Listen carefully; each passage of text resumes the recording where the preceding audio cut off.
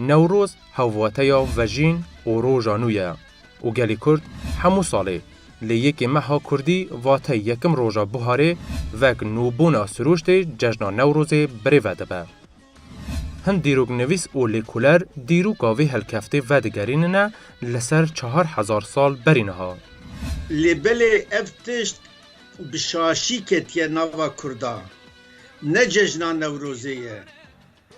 جشن رزگار کرنا نتوی کرده ساڵی 612 پێشزاین کە کورد بۆ یەکەم جار لەشکرێکی یەکگرتووی بەهێز دروست دەکات لە دەوڵەتی مێدیدا و کە ڕووخاندنی ئاشووریەکانە و ناوبەری وێ جەژنێ ڤەدگەرینە لەسەر زیندیبوونا دەموز یە خودیە سومەریان. دەموز 6 مانگ دەچێتە ژێر زەوی لە یەکی مانگی هەفت و لە یەکی ساڵی نوێ زندوو دەبێتەوە. کە زندوو دەبێتەوە کراوە بە جەژنێکی گەورە کە ئەم جەژنە جەژنێکی سروشتی ئاینی فەلەکی کشتتوکاڵی و کللتوری بووە.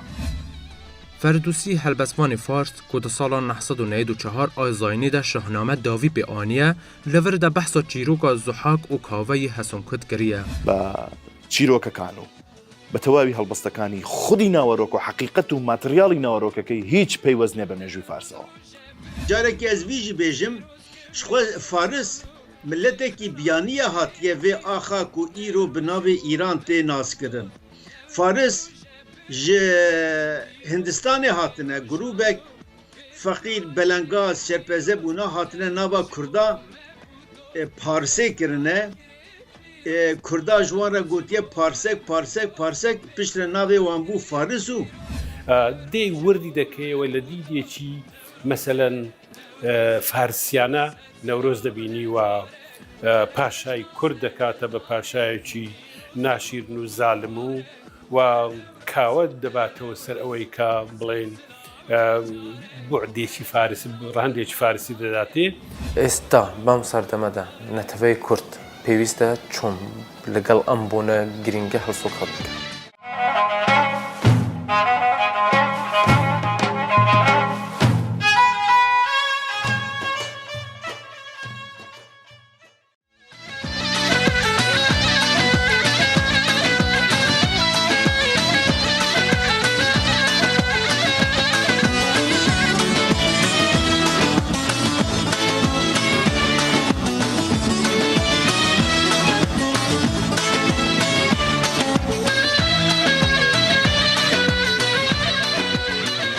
نوروز کەونترین مەزنترین و گرنگترین جەژنا تەو مرۆڤایەتیە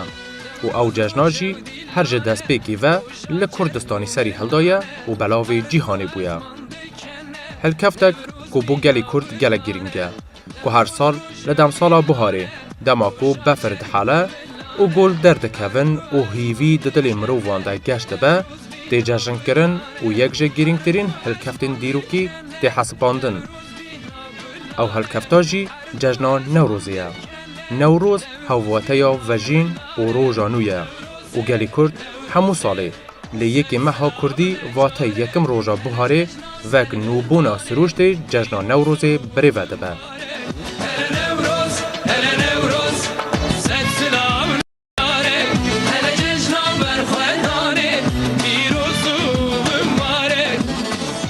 Têzanîn ku di demên berê de Newrozê kultûrek mezin hebûye ku ew jî hemû hilkeftek girîng li xwe girtiye û her hilkeftek girîng hebaya di roja Newrozê de dihate birêvebirin. Lê ew hilkefte bû gelê Kurd gelek girîng e çimkî dîrokek dûr û dirêj heye û gelek dîroknivîs dibêjin desthilatdariya madan a gelê Kurd gelek pêş dîroka zayînî de û di yekim roja meha yekim a Buharê de axa Kurdistanê dibin desthilatdariya Asûriyan de razgar kiriye û cejn girtine û jê re gotine Nûroj an jî rojek nû. Hin dîroknivîs û lêkolêr dîroka vê helkeftê vedigerînine li ser 4000 sal berî niha.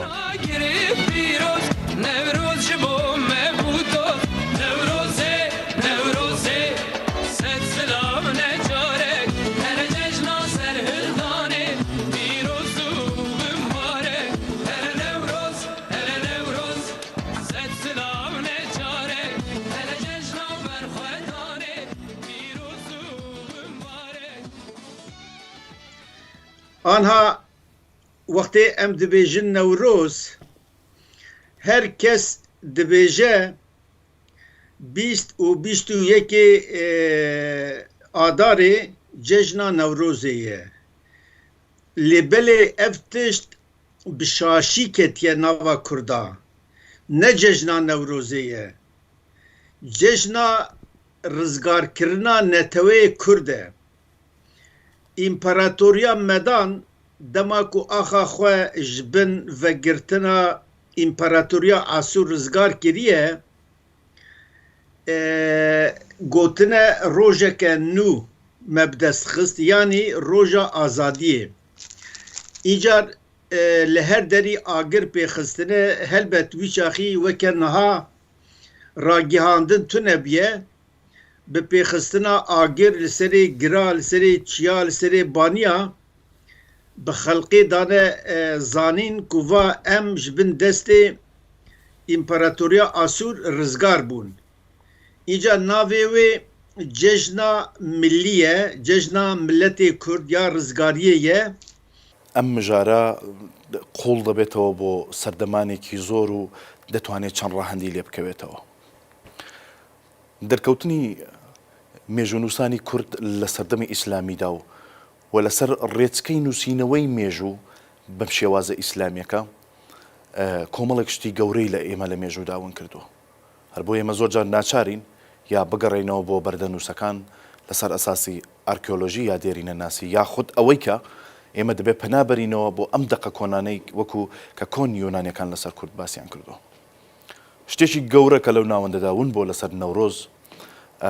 ئەوەی کە ئێستا هەیە زیاتر نەورۆز بە سروشتەوە دەلەکێندرێ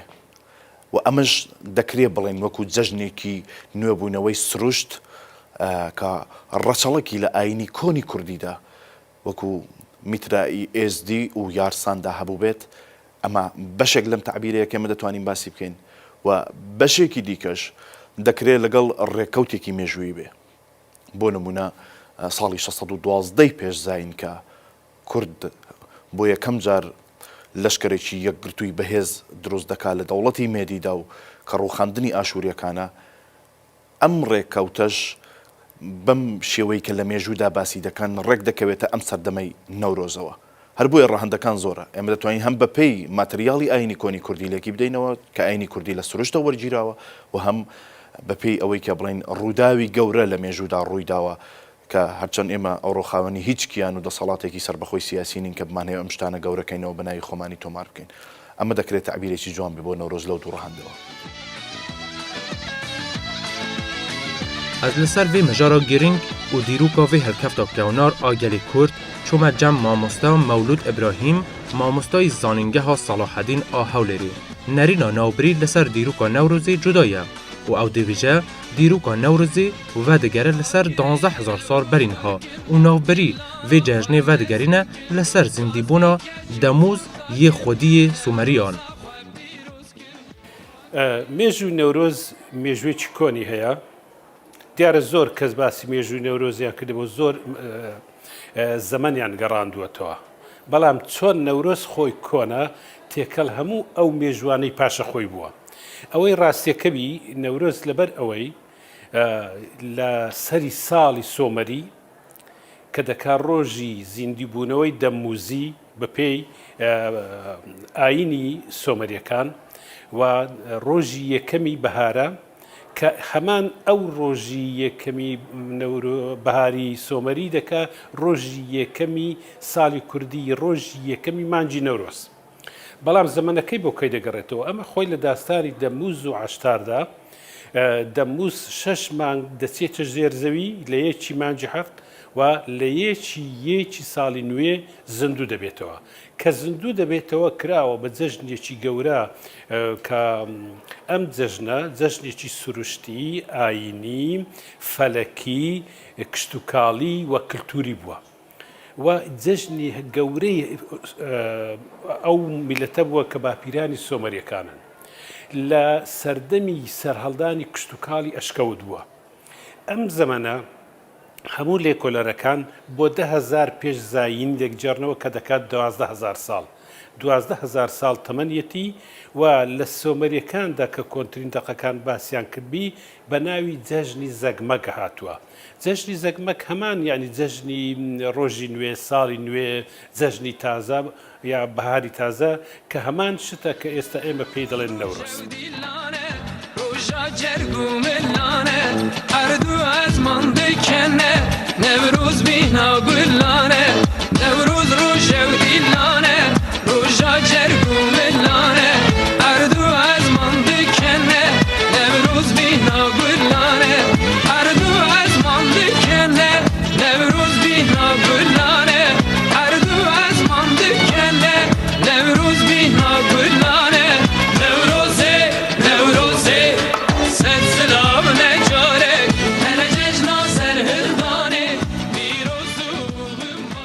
gelek dîroktan li ser vê bawerê ne ku Newroz ji ola mîtrave bo gelê Kurd maye. Lê her vek hin lêkoler dibêjin ew hilkefte ti pêwendiyek bi ola mîtrave nîne û tenê ji nûbûna siruştê ve hatiye û pêwendî bi ti olekî ve nîne. Lê tew olan jî di Kurdistanê de ew hilkefta gewnar ya kurdevarî parastine.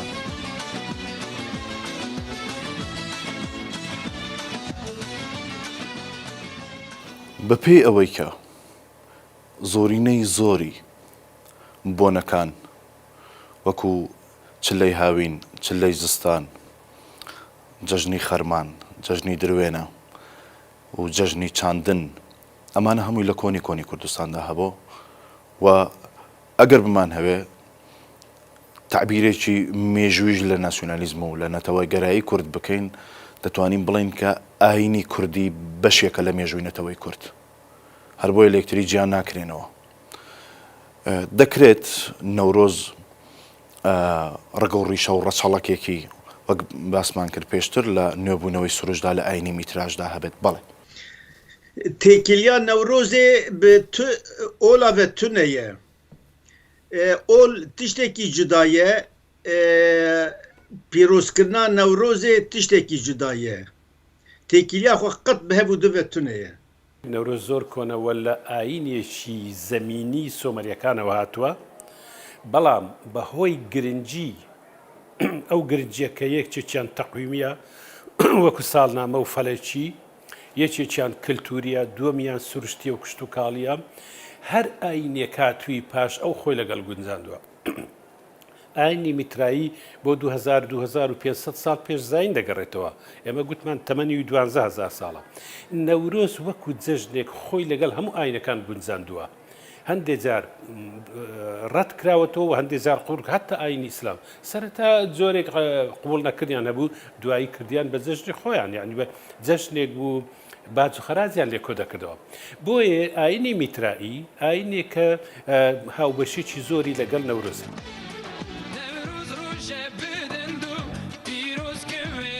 دیروکا گلی کرد به سدما نبونا دستحالاتک سربخواه یانجی شاوتاندن تو بلگین دیروکی ین کون این کردان جعالی داگیرکرین کردستانی و گلک به چوتی جعالی داگیرکرین کردستانی و حاتی نویساندن و یک وانجی جیروک آنجی به سرحات یا زحاک و کاوایی حسن کده.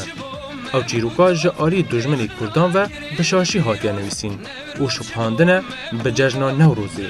لی نویسر و دیروک نویسین کرد بیجن که پیوندی گوان هر دوکان به نوروزی و نینه و نوروز بخواه گونه و دگل دیروکی هاتیه و تولی همو بویرین دیروکی جی بویه. ئەگەر زەمانیەکەمی دەگەڕێتەوە 600 پێش زین کەچی ئێمە نەورۆز دەگەڕێت و 12,000 پێش زین بەڵام نەورۆز ئەم توانایەیە خۆ لەگەڵ ڕووداوە گەورەکان تێکەڵ بکە لەبەرەوەی جەشنێکی گەورەیەوە زۆر ڕەهەندیەیە و کوگوتیشم لەوەدا کە هەموو پاشایە کە سەردەکەوت لە جەنجێکی گەورەدا ڕاگەیاندنەکەی دەخستە ڕۆژی نەورۆز و پاشای میدیش ئەوەی کرد کاوەی ئاسنگەر جاشە کاوە بۆ جاشە وانە کاوە لە دوونادوونی حەقیقەتی مێژووی کوردستاندا کاوە بریتە لە هێزێکی خەڵک کە شەڕی دەسەڵاتی ئاشۆریان کردو لەبەر ئازا دەهاک دەسەڵاتی ئازا وشەی دەهاک دەهیۆ دەهیاکۆ دەهۆک ئەمانە هەمووی ینی دەسەڵات و فەرمانڕەوایی ئازای کوڕی ئێران زۆی مەنایکە وەکو کۆیلەی ئاشوورەکان بەشێک لە نەتەوەکەی کردبوو بە کۆیلەی ئاشوورەکان و ڕاستپێردرا و گوماشتەی ئەوان بوو دواتر لە ناوچەی خار کە دەبێتە هەوشاری ئەوڕۆ ناوچەی ئیلیپی ئیلام و کرماشان و لۆڕستان ناوچەی نامار گەرمیان بێت هامبان لای هەورامان ئەمانە یەکتر دەگرن و ئەوە ئەو هێزەیە کە دژی ئازا ڕادەپەڕن هەرچەند دواتر ئەمانە ئەو لە سنوان هاتنەوە سەرکار لە سەردەمی مانناییدا ئەم چیرۆکە ئێمە باسی دەکەین پێش دەوڵەتی مێدیە هەر بۆیە باز لە ڕووداوێکی ناوخۆیی مێژووی کۆنی کوردستانە هیچ پەیوەست نییە بە فارس و بە ڕۆژهەڵاتی ناوینەوە ئەمە بەشێک بابەتێکی تر لەسەر تەنانەت خەزی فەرەیدونیش ئێمە گەر چاو لێ بکەین ئەو شتێکی ئەو لەسەر فەرەیدون لە ناو شاهنامەی فارسدا باسی دەکا ڕێک هەمان چیرۆکی هۆخستەترە یا کاوان هۆخشەترەی پێدەڵەن هینیان کردو یا کەی ئەخسار یا کیاکسار کەی خسرە و چیرۆکی کەوتنی دەوڵەتی ئاشووریە بەدەستی کورد لە سەردەمی دەوڵەتی مێدیدا زانید مێژویا کوردە gelek tiştên şaş hatine nifsandin û bi Kurda dane qebûlkirin. Yek ji wan jî çîroka dihak e û çîroka kawayê hesinker e. Ez vê bêjim dibêjin dihak xwedê giravî qiralekî Ereba bûye. Carekê ez vî bêjim Ereb ji xwe macirin ji Afrikayê hatine vê axa ku em jê re dibêjin Erebistan û li gund û bajara belav bûne berê milletê cuda hebûne tu desthelatiyeka wan weke ku qiralê wan çêbe û de serdestî li xelqê bikin çê nebiye. Ama dibe ku şexsek bi navê dihak yan jî zihak derketibe holê zulmê kiribe li der û dora xwe li gundekî li bajarekî û yek bi navê kawa çûbe wî kuştibe ev tiştekî pir normal e lêbelê tu eleqa xwe tu eleqa Newrozê bi neb kawa û neb dihak tune ye. فردوسی هەلبەسمانی فارس کو di salan 1994 ayzayînê de şahname davî pê aniye li vir de behsa çîroka Zuhak û kaveyê Hesûnxut kiriye û Zuhak bi kesek har û dirinde daye nasîn ku du mar li ser milê vî bûne û xardimeniya van maran jî mêjiyê ciwanan bûye û kaveyê Hesûnxut jî Zuhak kuştiye û ew serkevtine di yekem roja biharê de bûye û bi sedema serkewtin bi ser desalata Zuhak de cejna Newrozê li darxistine û hin dîroknivîs jî dibêjin kave hilkefta Newrozê bi derfet saniye û di Newrozê de Zuhak kuştiye. Li ser vê çewtiya dîrokî min digel lêkoler û nivîseran hawpêvînek pêk anî û min ji wan pirsî pêka şahname em çi qas şehadê vê yekîne ku Farsan hewl daye vê hilkefta Kurdî bikin ya xwe. مەسئلەی کاو زحاک ئەگەر بین مەسەلە وەک ئەوەی شاهنامە فیردەوسی باسی دەکا دێی وردی دەکەیەوە لە دیدێکی مەسەلەن فارسیانە نەورۆز دەبینی و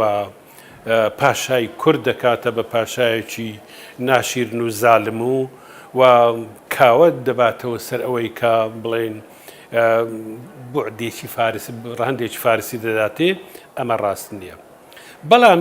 هەر میلەتێک مافی خۆیەتی ڕووداوێکی گەورەی مێژوویی کە ڕەهەندێکی ئەفسانەیی هەبی و ڕەهەندێکی حەماسی هەبێ بۆ خۆی بە شێوەی خۆی بەکاری بێنێ.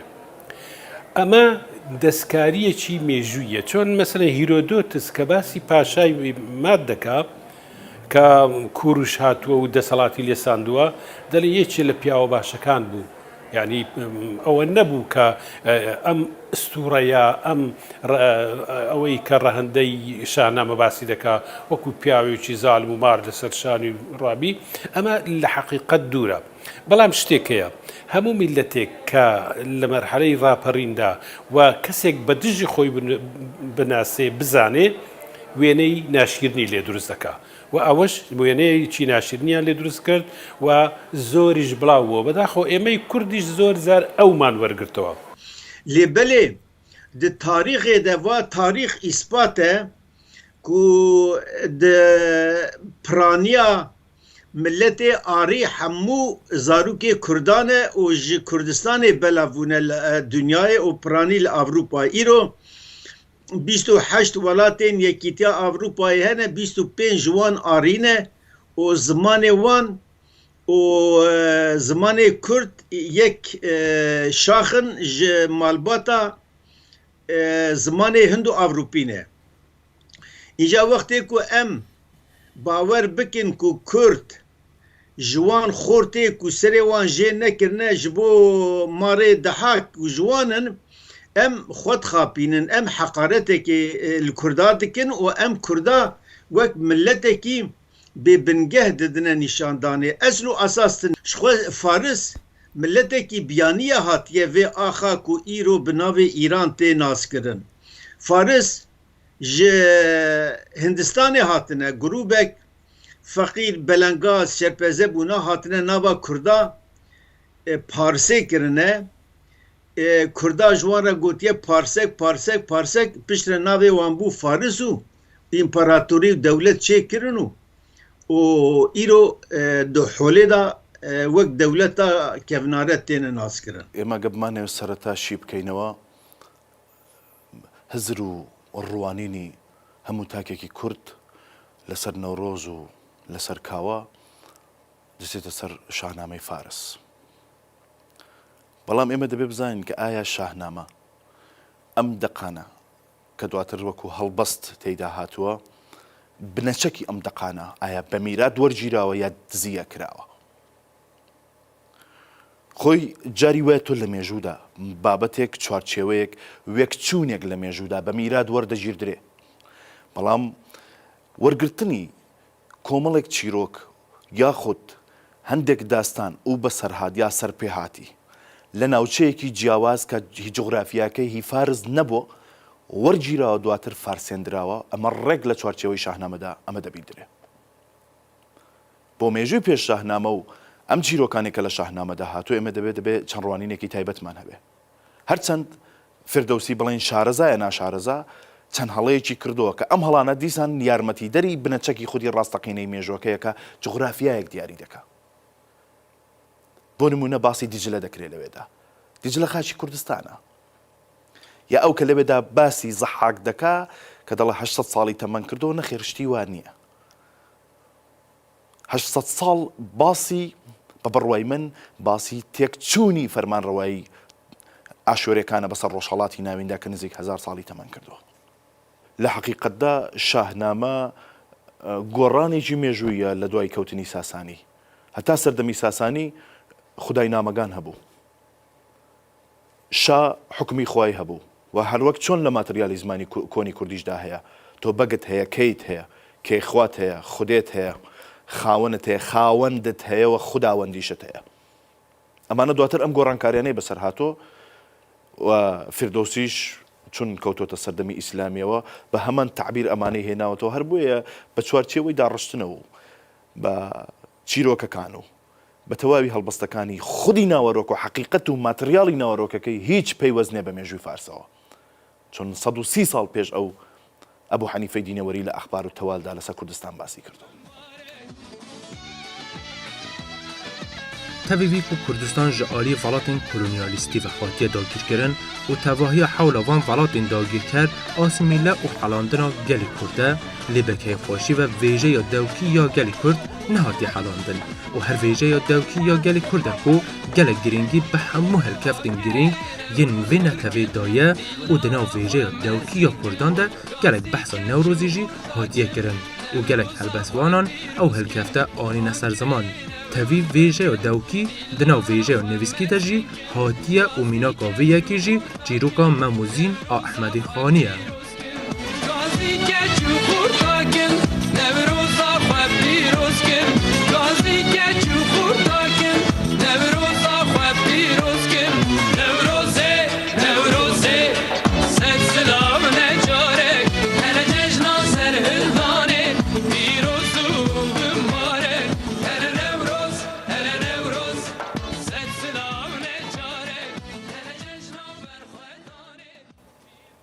ئەگەر بگەڕێنەوە بۆ دوو ڕەهەندەکەی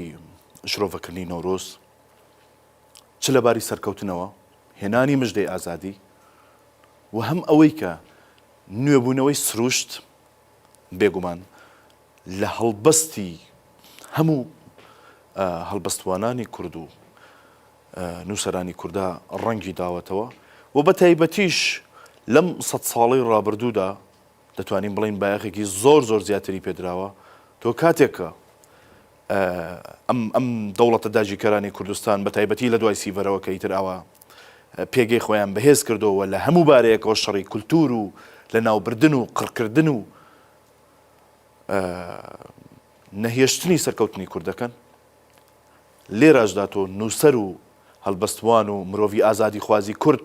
ئەوەی کە دەست بە قەڵەم بێ بێگومان هەموو پەنای بۆ دەباوە کەڵکی لێ وەردەگرێ و بۆی کە بیهەوێ بەشێک لە خەمەکان و سەرکەوتن و ئازادی نیشتمان بیهەوێ لە نەورۆزدا شرۆڤە بکات.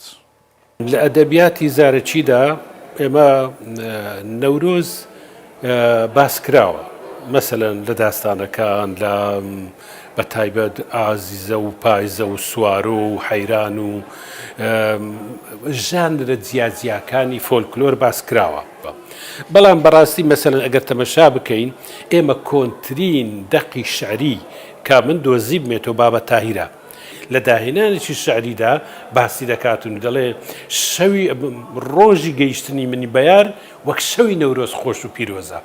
لە پاش ئەو کە دێی بەڕاستی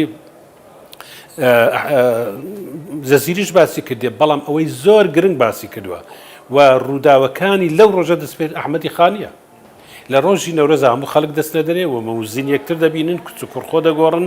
یعنی تەواوی ئاهەنگمەکەمان بۆ دەژێڕێتەوە کە ئەو ئاهەنگەی ئەوێ ڕۆژێ ڕوویداوە وە زیینەتی شاعیرانەی ئەو دەرکەوتووە کە زۆر جوان. هێتا ئێستا ئێمە گرنگیمان بەو جێڕانەوە نەورۆزیە نەداوە لە مەموزیندا. تەنها عشقەکەمان وەگرتووە کە ئەمەش جانیبێکی گرنگە بەڵام دەبێت لە دیدێکی تر زارێکی تر بین ئەمە نەورۆز لە دیدی خانیەوە خوێنینەوە کە بەڕاستی پیرۆزی کردووە جوانی کردووە ینی بەجەماوەری کردووە و هەموو دابوونەریتەکانی ئەوێ ڕۆژێ و لە کۆندا هەبووە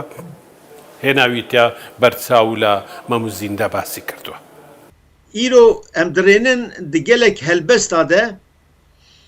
هەلبەستên Kurdiya Kurmancî de behsa Newrozê hatiye kirine. Înca bi piranî li ser meselê eşqê mesela evîndar gazî keçika ku jê hestke dike dibe îro cejn û sersala Newroz e were em kêf bikin wiha û Newroza te pîroz e. Lêbelê د ادبیاتا دفکی ده زیده کردا گرینگی دایه نوروزه نوروز روشه بدندو پیروز که وی روشانو وی خنا گیری پیروز نوروز بو مبودوز او هلکفته ناسنامه گلی کرده نوروز یک هلکفته بنگهین آخبات و شورش و ناسنامه گلی کرده دناو برای چون نوروزی ده گلک نشانه نتوا کرد دینا پاراستن و گلی کرد با آوای فولکلوری وی هلکفتی لدار دخه. هەرلاومە یەک ji هەرکەفتên پیاوnar û vek şaristaniyayekî hate nav gelan de Newroz e û ewa jî pênaseya gelê Kurd û yekîmîn neteveya xwedan şaristaniyet dide nîşan.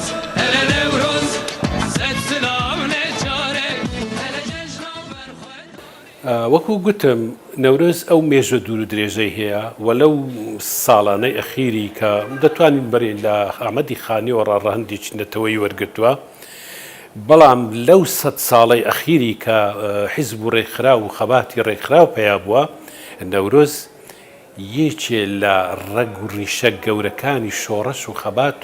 و شوناسی نەتەوەی کوردە چۆن وەکو پێشتر گوتم ئەوە نەورۆزە کورد قوربانی بۆ دەدا بۆ ئەوەی ئاگرەکەی بکاتەوە داگیرکەرانی کوردستان ڕێگەیان لەوە گرتووە ئاگری نەورۆز بەگەشی بینێتەوە میلەتی کورد بە ئاشکرا نەورۆز بکە بەڵام کورد بە خوێن ئەوەی کردووە ئەم ڕێگە گرنگەی نەورۆزدا وەکو ڕێجێکی مێژووی کللتوری نەتەوەیی ئەوەندە گرنگە هیچ سەردەمێک کورد دەستی لێبەر نەداوە شوناسی هەر نەتەوەیەک و بە تایبەتیەوە نەتەوانێت کە بندەستن و کوێمە نەیانتوانیەوە بە سەروەری نەتەوایەتی و بە سربەخۆی کیانی خۆیان بگەن تەواوی ئەم بۆنانەی کە وەکو پیرۆزی وەکو مقەدەس بوون هەمووی شوێن پێ و ڕەچەڵەکیان لە شوناسی کوردیدا هەیە کاتێک ئێمە باسی شوناس دەکەین جوغرافیای سیاسی مەترەحە جوغرافیای سیاسی هەر وڵاتێک بەشێکی زۆری بە زمانی ئەو نەتەوەی لێک دەدرێتەوە ئەو شوێنە کوردستانەکە بە کوردی قسە دەکردرێت ئەوە نێ لە باشوور تعریبیان دەکرد عەرەبیان دێنا لە خاچی کوردستان کەم کرایەوە لە ڕۆژهەڵات تەفریس و تەتریکی دەکەن لە باکووری کوردستان تەتریکی دەکەن بە تورک و بە فارسکردنی خاچی کوردستان کاریگەری لەسەر شوناس هەیە بۆی جوغرافیان لێبستێنەوە خاکت لێبستێنەوە نیشتمانت لێبستێنەوە ئەوانە هەمویان پەیوەندیان بەیەکەوە هەیە شوناسی کوردی بۆی کە بیهەوێ باش خۆی شرۆڤە بکە بۆی کە بیهەوێ لە ئەستی داگیرکەران و دڕندەکانی ئەوانی کە کوردستانیان داگیر کردو بیهەوێ خۆی بسەلمێنی وەکو هەبوونی حەقیقەتی کورد بوون تەواوی ئەو پیرۆزیانەی کە شرۆڤەی ئەم شوناسە دەکەن دەبێت هەمویان بە شێوەیەکی زۆر جوان بە شێوەیەکی زۆر کارا بە شێوەیەکی بربەرین شرۆڤەی بۆ بکرێت کاری لەسەر بکرێت و پیرۆز ڕابژیردرێت لە کاتی خۆیدا و نەورۆز یەکێک لەوانەیە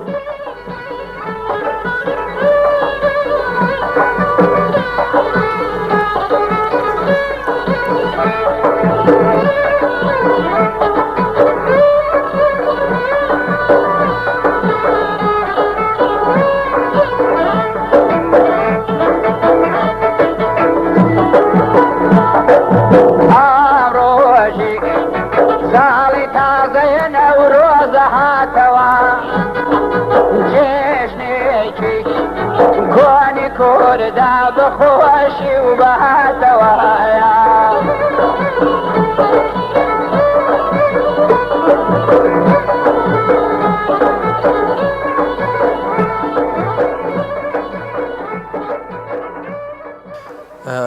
ئایا پەیوەندی لە نێوان نەورۆز و چوارشەممە سوورەت هەیە؟ چوارشەممە سووری لەناو ئاینی ئێزدیدا لە مانگی گوڵاندا دەکرێت یا بە قەولی خۆیان دەڵێن نیسان مانگەکە پیرۆزە دووە مانگی بەهارە لەلایەن ژن و ژنخوازی ناکەن سروشت ناشێوێنن بۆ دەڵێن جوانترین بووکی ساڵ ئەوە حرامە ژن و ژنخوازی بکەیت سروشت جارێکی تر هەموو سەر لە نوێ دێتە دەرەوە لە نێوانی چوارشەممە سووری ئەوان و ئەو چوارشەممە سووریە کە ئێمە وەکو چوارشەممەی ئاخری ئەم ساڵی هیجری شەمسیە کە باسمان کرد کۆتێزەکە کە دەیگرین جیاوازیەکی زۆر هەیە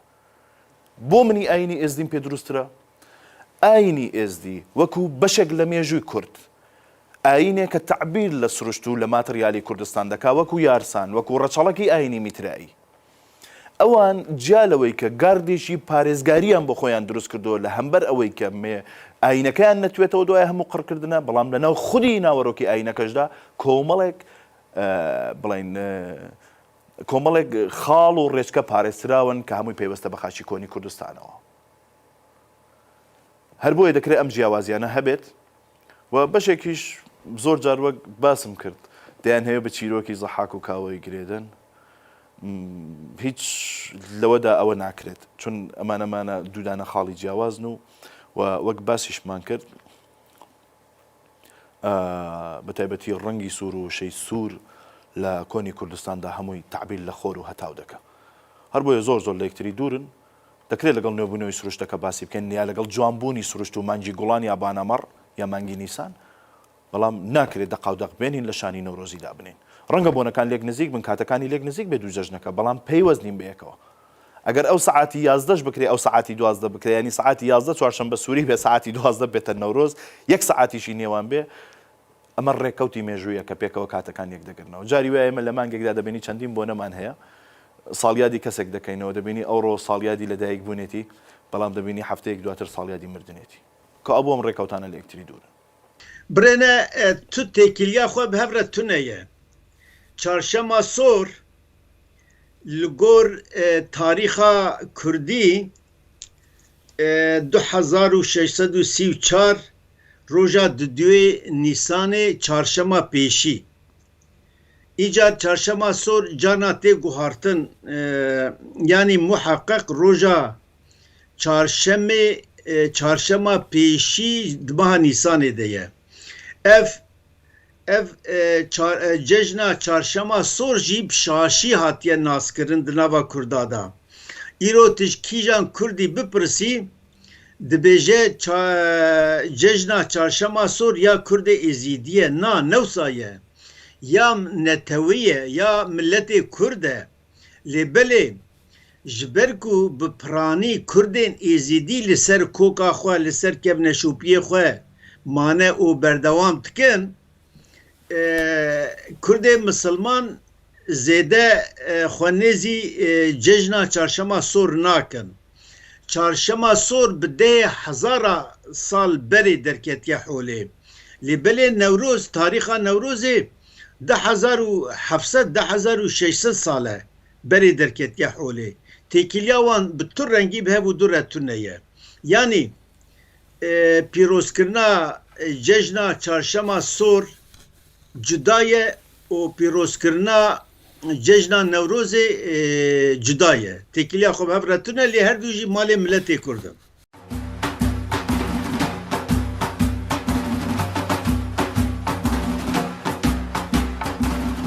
نەوروزا کەون و یا سەردەما نو حتا ئاستێکی گوهرنکاری بەسەردە نەهاتیە و مرۆڤ دەکارە بێژە و بە کەیفخۆشی vە gelê Kurd ew helkefta gewnar û dîrîn parastiye û nehêlaye guherinkariek vesa bi ser de bê û her çiqas pêşkewtina teknolojiya jî nekariye bandorek vesa li ser vê helkeftê hebe û bereva jî bo nasandina vê helkefta Kurdî bi raya giştî re gelek bi bandor bûye.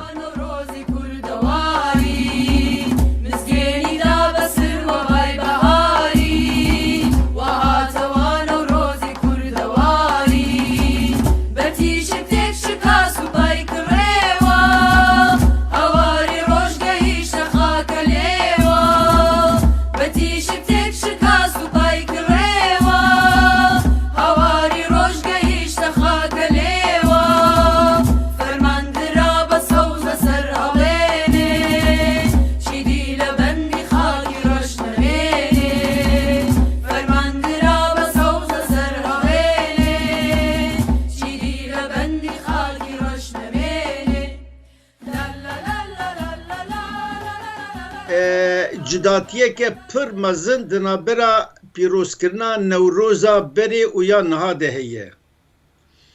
Newroza berê milletê Kurd hemû roja 20 adarê ku dikeve 21 hemû derdketin derva çolê li mêrga li serê çiya li serê baniya li dora çemûkaniya kêf dikirin, şahî dikirin, bir bi bir Kurd bi cilê Kurdî derdketin derva û kêf û seyran dikirin.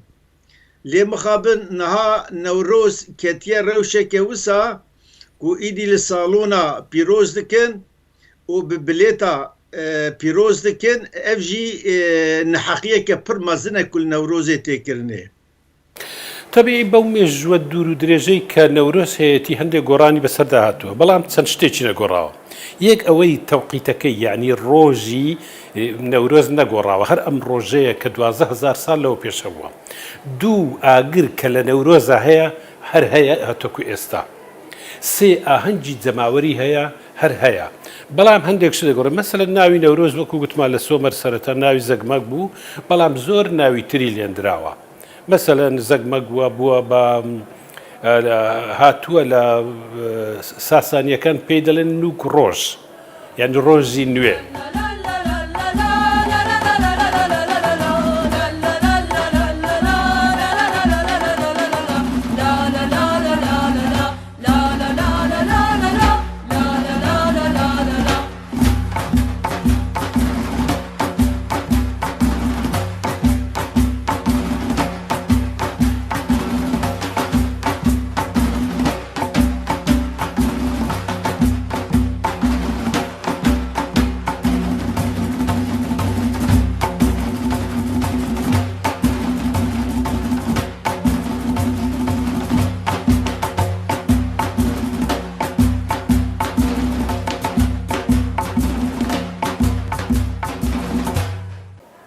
ئێستا بەم سەردەمەدا نەتەوەی کورد پێویستە چۆن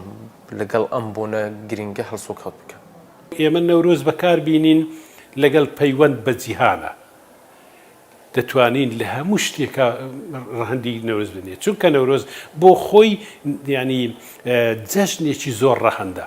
کە زۆر ڕەهەندە ئێمە دەتوانین لە زۆر ڕۆوە کاری تێ بکەین و ئەم ڕوانە هەر یەکی لەگەر وڵاتێک لەگەر نەتەوەیەک لەگەر میلەتێک تێکەڵ بین و وەکو لە وەڵامی پرسیارەکەی پێشتر گوتم ئێمە ئەگەر نێوەندێشی نەورۆزیمان هەبی و ساڵانە میهرەجانی نەورۆزی بکەین لێرەوە ئێمە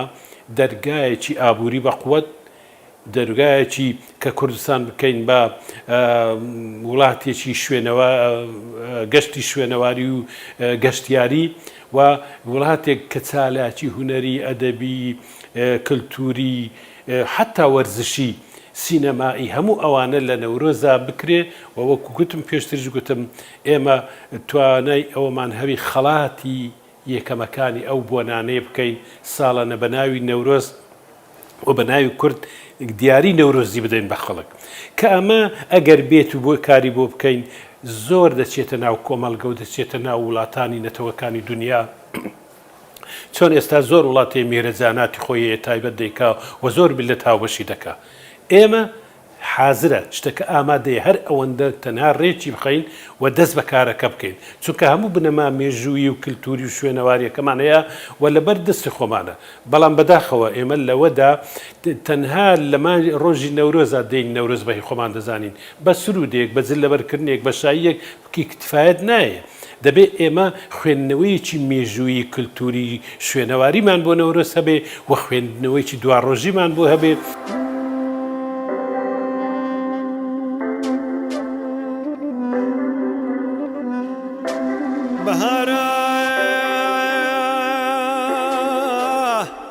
بهارك كونكا هاي دنيا